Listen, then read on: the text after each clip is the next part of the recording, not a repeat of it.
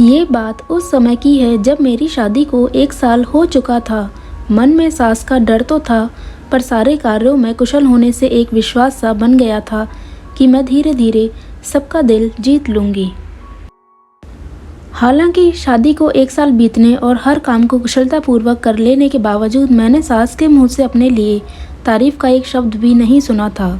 सो मन में उनके लिए थोड़ी कड़वाहट आने लगी थी। उन्हीं दिनों सास से मिलने कुछ रिश्तेदार आए और मेरे बारे में उनकी राय जानने को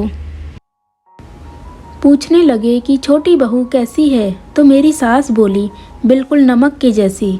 मैं चाय लेकर आ रही थी तो मैंने उन लोगों की यह बात सुन ली।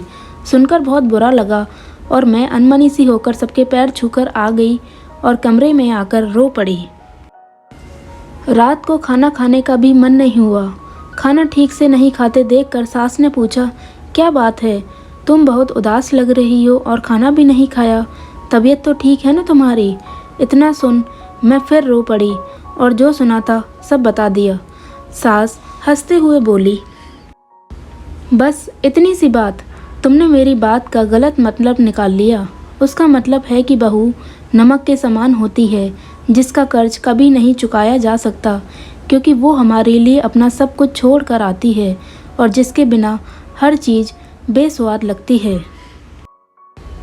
जैसे बिना नमक के सब बेस्वाद लगता है और घर की इज्जत तो बहू से ही होती है। मेरी सास का ये नज़रिया जानकर मैं दंग रह गई। मेरी उनके प्रति सोच बदल गई थी। आज सास के रूप में मुझे एक माँ और मिल गई।